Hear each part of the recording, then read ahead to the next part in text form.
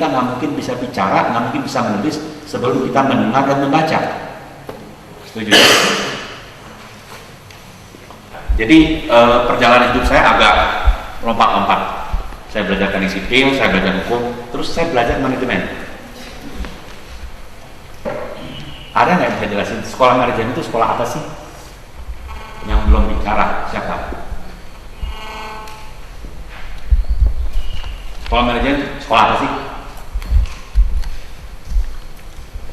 Sekolah manajemen itu untuk misalkan dalam suatu perusahaan, di mana caranya untuk manajemen perusahaan itu dalam manajemen. Iya. Padanan kata manajemen apa?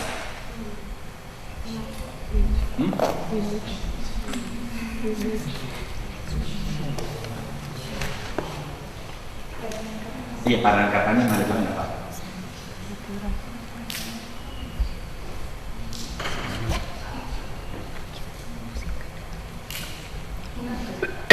Mengatur, apa lagi? Manajemen kan pembahas bahasa Indonesia gampang dari bahasa Inggris management. Istilah katanya kata dasar manage. Padanannya bahasa Indonesia manage. Mengelola. Oke, kasih teman-teman. Apa versi Anda mengenai manajemen?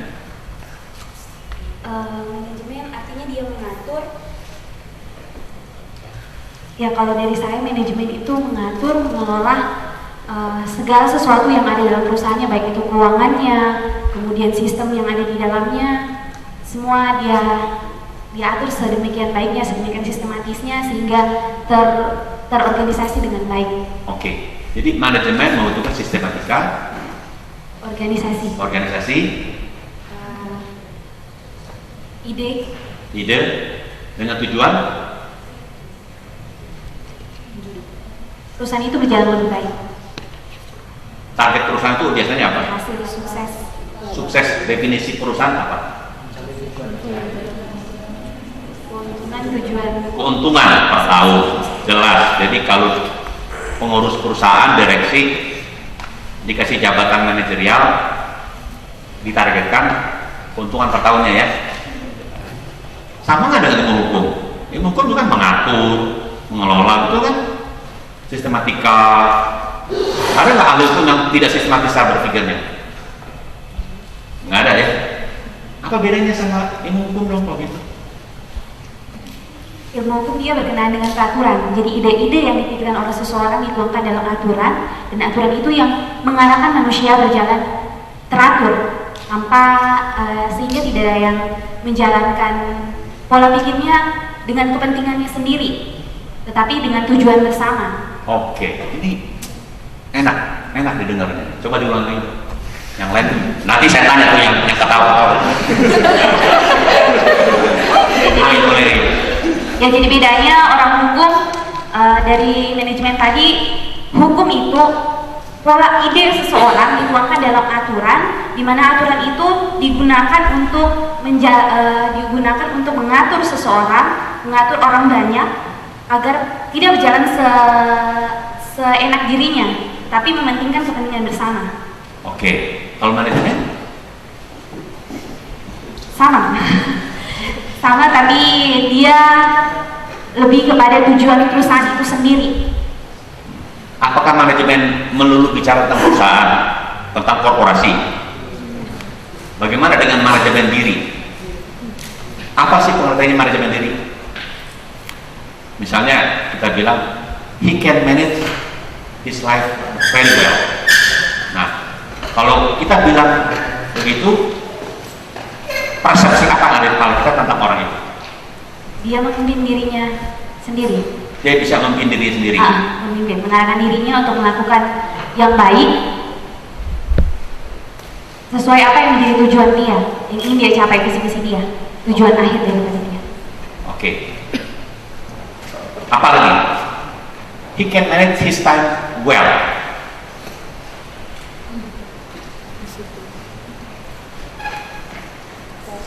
Jadi pengertian dia bisa memanage diri dengan baik itu bisa dikatakan seperti apa? Saya suka sama dia bisa mengelola diri dengan baik. Lalu apa yang kita bisa kenakan, atribut apa yang bisa kenakan kepada dia? Dia orangnya begini, gimana? Kedisiplinan diri. Kedisiplinan dirinya. Nah, biasanya kalau ada konotasi begitu, berarti ya kita secara umum menilai orang itu bisa mengelola resources yang ada pada dirinya, sumber daya pada dirinya, misalnya waktu. Dia bangun nggak seenaknya, dia pilih dari pagi sampai malam waktu yang paling cerah itu kapan. Setiap orang beda-beda, tapi umumnya pagi hari waktu paling cerah. Nah, dia gunakan waktunya untuk belajar isu-isu yang sangat abstrak di pagi hari. Makanya kalau saat teduh biasa pagi hari. Ya. Jadi orang yang bisa manage resources dengan baik, kita bisa nilai orang itu bisa memanage dirinya dengan baik. Demikian juga kalau dia sudah bisa manage diri dengan baik, tentunya dia layak dan dipercaya untuk mengelola organisasi gereja, organisasi profit. Setuju? Ya. Jadi untuk berhasil orang harus bisa manage diri dengan baik. Tetapi ada juga kendala. Misalnya karakter seperti saya agak sanguin, agak koleris. Saya cenderung kurang disiplin. Walaupun saya tahu bahwa saya harus disiplin, tetap saya kalah dengan katakan istri saya yang bisa lebih ketat mengelola uang. Nah, jadi kita mulai menilai bahwa karakter seseorang ada weakness, ada strength-nya. Nah, kalian harus kenal betul strength kalian di mana, weakness kalian di mana, untuk kalian plotkan dengan pekerjaan yang kalian akan lakukan di masa datang. Gitu ya. Nah, balik lagi ke kata dia. Bedanya manajemen dengan hukum itu apa? Kalau menurut saya mungkin lebih, kalau hukum, menurut saya pribadi sederhananya kan berbicara mengenai aturan yang tumbuh di masyarakat, maksudnya oleh masyarakat, dari masyarakat, oleh masyarakat ke masyarakat. Itu menurut saya. Jadi hukum lebih berbicara pada aturan. Manajemen ya seperti yang dibilang tentang pengaturan atau pengelolaan. Menurut saya. Udah cukup bagus nggak dari dia, atau ada yang bisa tambah-tambah? Perasaan tadi udah lebih bagus loh daripada. Hah? Dia perempuan loh, kamu laki-laki loh. Manajer itu banyak statistik itu banyak laki-laki. Advokat top itu banyak statistik banyak laki loh. Tapi nggak menjamin juga, Pak. Kenapa? Laki-laki perempuan nggak menjamin juga kan. Dan maksud saya jangan sampai kalah sama perempuan dong, yang cowoknya dong. Saya menyampaikan menurut pandangan saya ini seperti itu. Oke. Ya. Saya katakan ya, ilmu manajemen dan ilmu hukum itu ilmu yang abstrak.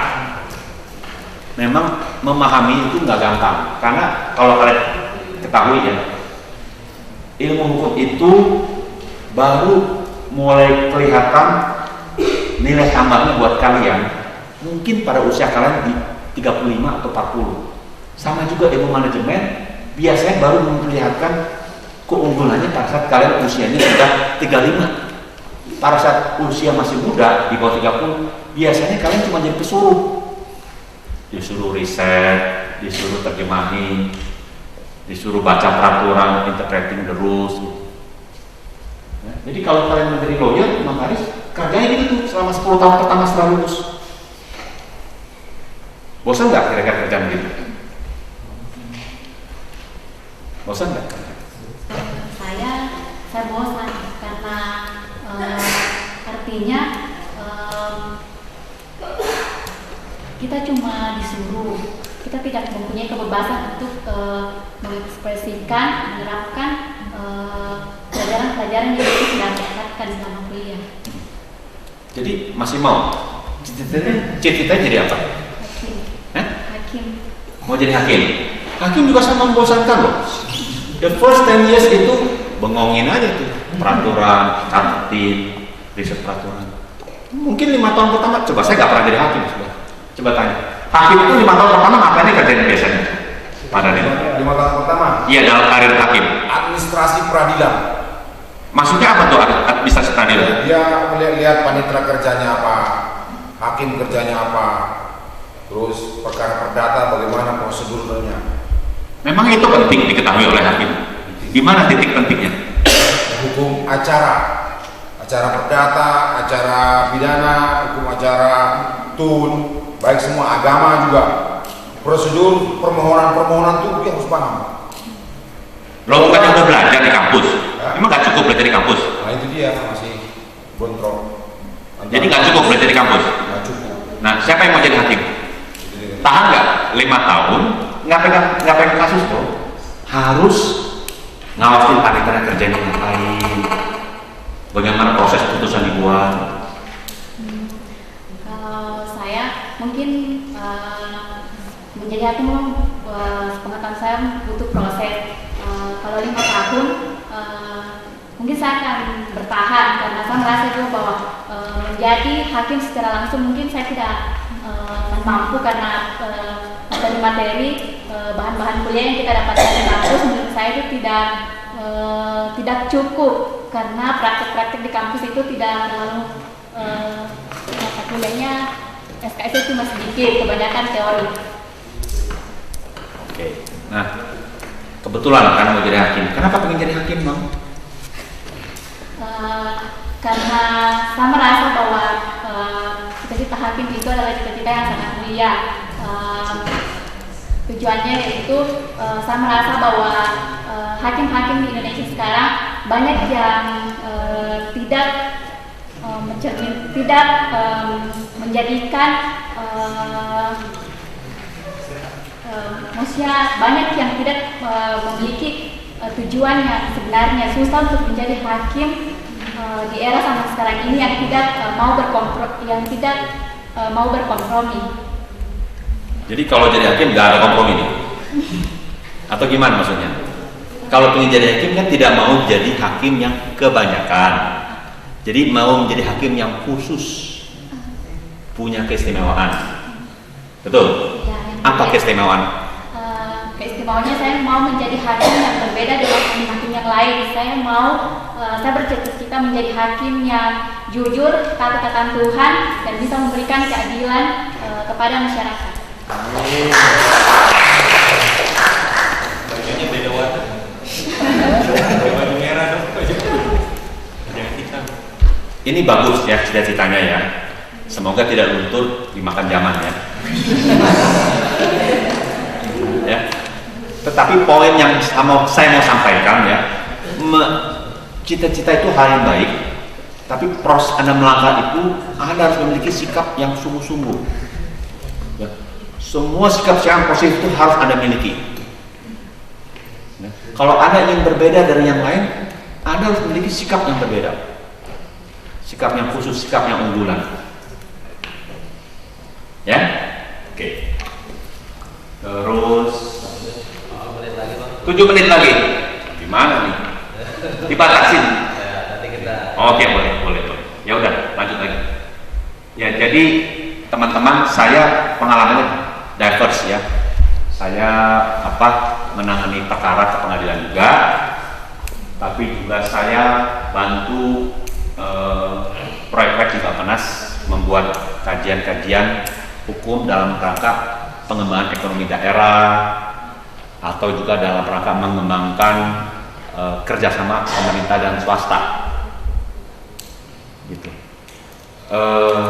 Sekarang ada wacana supaya swasta bisa dilibatkan dalam pengembangan proyek-proyek infrastruktur. Ya, jadi kalau ada yang berminat untuk bertanya mengenai apaan sih kerjaannya ahli hukum untuk pengembangan infrastruktur, nanti bisa tanyakan kepada saya karena saya dibatasi oleh waktu ya. Pendidikan hukum ini saya comot dari internet ya. Arti luasnya semua upaya untuk menumbuhkan kesadaran hukum dan kemahiran serta kebiasaan berperilaku untuk mewujudkan gagasan negara hukum dengan supremasi hukumnya ke dalam kenyataan di masyarakat. Ke dalam kenyataan di masyarakat. Jadi yang kalian pelajari itu masih abstrak di kepala kalian. Kalian baru berhasil atau punya nilai tambah kalau apa yang dalam ada kepala kalian itu menjadi nyata di masyarakat. Misalnya dalam bentuk putusan yang baik oleh hakim, ya, ataupun dosen bisa mengajarkan mata kuliah hukum sehingga kualitas pemahamannya tinggi, gitu ya. Terus lanjutkan. Nah, arti luas ini terdiri dari pendidikan non formal atau pendidikan formal, ya. Nah, bedanya non formal dengan formal adalah seperti ini contohnya. Yang formal kalian belajar di fakultas hukum, tapi yang non formal kalian pelajari dari kenyataan sehari-hari. Nah, saya mengamati, ya, dari pengalaman saya menangani masalah hukum di kepolisian, kejaksaan, dan hakim. Ternyata ini kesimpulan saya, ya. Kalian bisa challenge benar atau enggaknya pada saat nanti kalian jawabnya. Ternyata polisi, jaksa, hakim itu bisa menyimpang daripada tupoksinya, daripada peran penyidikannya, peran penuntutannya, atau peran penghakimannya. Karena apa? Sebetulnya bukan hanya karena kualitas intelektual penyidik, jaksa, dan hakimnya, tapi juga karena masyarakatnya masih bodoh-bodoh. Masyarakatnya kurang memahami hukum secara formal, secara non formal sekalipun. Jadi profesi-profesi hukum itu, termasuk advokat sekalipun, saya advokat, dengan gampangnya menyalahgunakan kebodohan atau keawaman, bukan bodoh ya, ketidakpahaman hukum untuk dimanfaatkan untuk cari duit, gitu ya. Jadi kalau kalian lihat orang nggak perlu ditahan tapi ditahan untuk polisi, pokoknya polisi tahan dulu aja deh, dapat duit, masa bodoh setelah itu, sehingga merusak reputasi institusi, ya. Nanti isu ini bisa ditanyakan. Lanjut. Ini sebetulnya saya mau ajak kalian diskusi, tapi karena waktunya terbatas, ya, nanti Anda tanyakan aja kenyataan kuliah di fakultas hukum itu apa sih yang harus diperbaiki, ya. Nanti ajukan pertanyaan kepada saya. Nah, ini kemahiran profesi hukum, ya.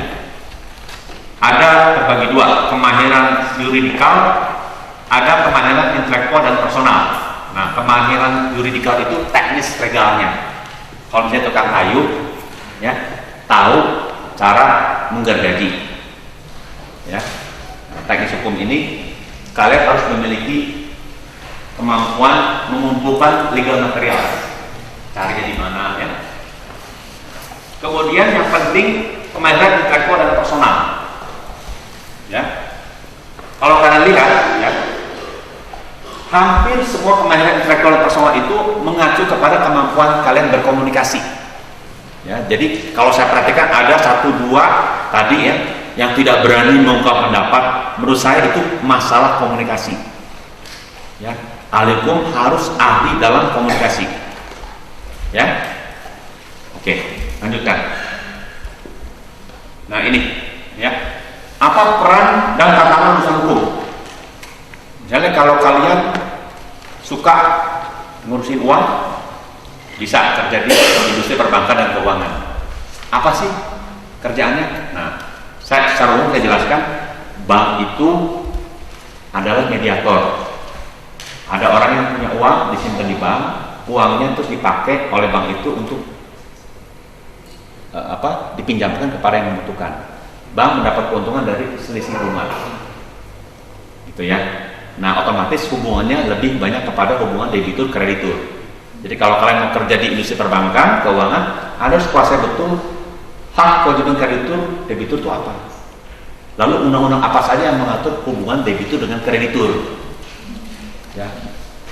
Biasanya dalam hubungan yang sangat tegang, biasanya upah hukumnya ada kepailitan, memailitkan debitur supaya ada pengembalian pembayaran, ya. Kalau di lembaga penegak hukum sudah jelas, ya, perannya jaksa apa, hakim apa, advokat apa, ya. lembaga perencanaan pembangunan infrastruktur publik. Nah sekarang ini seperti yang sudah dijelaskan, kalau sebelum tahun 2000 di era Orde Baru, pembangunan proyek infrastruktur dari dam, jalan tol itu lebih banyak dilakukan oleh tangan BUMN, tangan pemerintah. Tapi begitu reformasi, pelan-pelan mulai diserahkan kepada swasta untuk membangun. Jadi swasta yang diberikan peran untuk mendesain, membangun, cari pinjaman ke bank, mengoperasikan, memelihara. Jadi Anda bayangkan jalan tol itu sekarang dikelola oleh swasta sudah bisa. Dari mana swasta memperoleh penghasilan? Dari setiap orang yang masuk pintu tol itu. Ya. Oke, nah di situ banyak sekali isu-isu hukumnya. Dari isu pembebasan tanahnya, ribut sama masyarakatnya, sampai urusan pemberi pinjamannya, ribut minta klausul-klausul tertentu, minta aturan-aturan dari pemerintah, minta jaminan dari pemerintah. Kalau ternyata begini pemerintah nombokin enggak gitu. Ya, ternyata ramai ya, banyak sekali isu hukum ya. Oke. Ya. Biasanya orang memilih profesi tertentu ya karena adanya hasrat atau kebutuhan psikologis di dalam dirinya. Biasanya orang yang ingin kebebasan lebih milihnya profesi apa? Advokat, notaris, karena mereka tidak digaji oleh negara. Karena mereka nggak digaji oleh negara, perilaku mereka lebih bebas. Kalau Anda jadi pejabat publik, jadi PNS, perilaku kalian terikat kepada kode etik PNS dan segala aturan publik yang mengatur PNS. Maklum, uang negara, uang rakyat, makanya uang itu harus digunakan dengan maksimal untuk gaji PNS, sehingga waktu PNS, pikiran PNS, ya semuanya dikendalikan oleh aturan publik. Ya. Jadi kalau Anda pilih kebebasan, cari profesi yang tidak digaji oleh negara. Ya. Kalau digaji oleh negara seperti PNS, mau kawin lagi nggak bisa. Ya, gitu kan? Kalau anggota DPRD bisa nggak tuh? Apa si ketua parpol PKS kan bisa ya? Bisa ya? Atau mungkin parpol belum diatur ya? Oh mungkin karena dari gaji sama negara ya? Ya betul ya? Nah, oke. Nanti kita bicara ya. Ya. Terus orang pilih profesi tertentu juga karena memikirkan kestabilan penghasilan. Ya, kalau orang milih stabilnya penghasilan, dia lebih suka jadi karyawan di swasta atau di PNS, stabil. Kalau nggak kebangetan nggak mungkin dipecat. Tapi kalau jadi advokat, jadi notaris, kalau nggak pandai-pandai bawa diri, kalau sikap kita tidak profesional, biasanya nggak jelas nasibnya. Ya. Nanti kalian bisa tanyakan lagi ya, Pak, saya kalau mau jadi profesi ini, kira-kira atribut psikologis apa yang saya miliki? Ya, tanya-tanya saya. Oke. Terus, ini saya coba pertentangan kaitan hukum dengan manajemen publik. Ya, ini isunya lumayan abstrak. Mungkin kalau sudah punya pengalaman 10 tahun baru Anda bisa paham ya. Tapi saya bisa jelaskan secara singkat ya. Kalau mutu penegakan hukum kita rendah, maka otomatis mutu penegak hukum akan rendah. Setuju nggak kalian? Jadi kata kuncinya adalah mutu. Ya. Jadi kalau fakultas hukum di Indonesia itu memproduksi lulusan hukum yang tidak bermutu, otomatis penegak hukum kita tidak bermutu. Ya. Saya bisa jelaskan begini. Seseorang yang tidak layak menjadi advokat atau menjadi hakim, tapi dia terlihat di ijazahnya nilainya bagus-bagus terus, dia lolos juga masuk jadi hakim. Pada saat jadi hakim, dia tidak layak sebetulnya untuk berprofesi sebagai hakim. Apa yang terjadi? Apa yang terjadi? Mutu keadilan, mutu putusan jelek. Kalau mutu keadilan, mutu putusan jelek, timbul nggak keresahan di masyarakat? Sekarang ada keresahan kan? Nah, itu artinya mutu pendidikan kita kurang cukup standar. Oke? Nah, apa kaitan mutu manajemen institusi publik dengan mutu keadilan? Nah, mutu manajemen pengadilan negeri Jakarta Pusat, pengertiannya begini: kalau sebuah putusan sudah diketok palunya, lalu butuh waktu 3 bulan, 6 bulan, baru bisa diberikan oleh panitera, itu artinya mutu manajemen institusi pengadilan negeri jelek. Setuju? Pertanyaan saya, kenapa bisa putusan itu terulur sampai 6 bulan baru bisa diserahkan oleh panitera? Ada nggak yang punya pengalaman magang di pengadilan negeri? Kemarin saya dapat bacaan, ya, ada yang bikin artikel, dikerjain sama paniteranya, dimintain duit ya. Siapa ya? Saya lupa. Anda? Nah, kenapa tuh menurut Anda? Ya, kenapa dikerjain Anda sama panitera? Kalau secara itu saya kurang tahu, tapi yang saya rasakan ya itu gitu. Ketika saya minta putusan itu ya mereka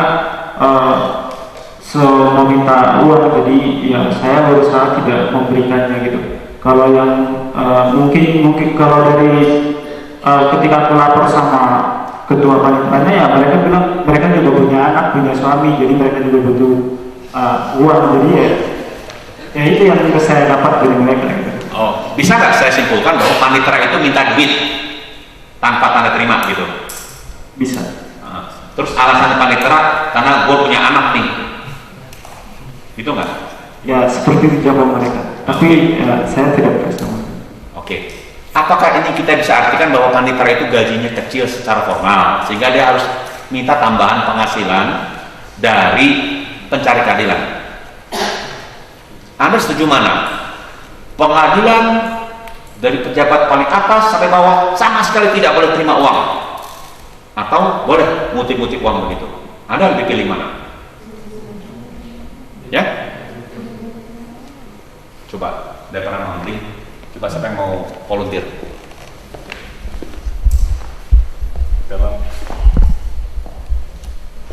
Dalam kondisi sekarang saya memilih dari atas sampai ke bawah tidak boleh memungut dari pencari keadilan daripada memungut dari pencari keadilan. Kenapa?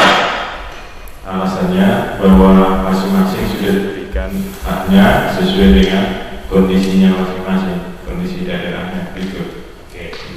Ya, jadi kalian lihat ya, mutu manajemen institusi publik kita rendah kan? Coba kalau ke bank Mandiri, begitu ada ngurus sesuatu, ada nggak officernya yang minta, Pak, mau dipercepat nggak Pak? Tambah dong Pak, saya uang 1 juta. Ada nggak yang begitu? Artinya apa? Manajemen institusi Bank Mandiri sudah bagus kan? Nah, pengadilan kita bisa dibuat kayak gitu loh, kayak bank. Itu Nah, saya tanda tanya. Menurut Anda bisa nggak? Kalau menurut saya, Ya. itu bisa. Nah, apa syarat-syarat atau kriteria mendasar supaya bisa terlaksana? Ya diatur manajemennya, masuk pengadilan, orang bawa berkas kemana. Ya berarti kita bicara bukan ilmu hukum kan, tapi ilmu manajemen kan? Nah, kalau bicara ilmu manajemen, saya coba bagi mendasar. Mengapa manajemen institusi publik itu lebih kacau daripada manajemen institusi badan usaha swasta? Artinya, kalau kalian mau beli Dunkin Donat, ngantri makan hari ini bayar harga standar. Nanti sore Anda datang lagi, donat yang sama Anda beli rasanya juga sama. McDonald juga rasanya sama. Itu artinya mutu manajemennya kan bagus. Anda kan nggak mau dong, udah bayar 20.000 untuk 1 ayam goreng, hari ini beli ayam panggang yang sebesar itu, besoknya beli lagi, mutu fatnya mutu gajinya itu berbeda, nggak mau kan? Mengapa manajemen institusi swasta bisa menerapkan itu, tapi manajemen institusi publik tidak mampu? Kenapa?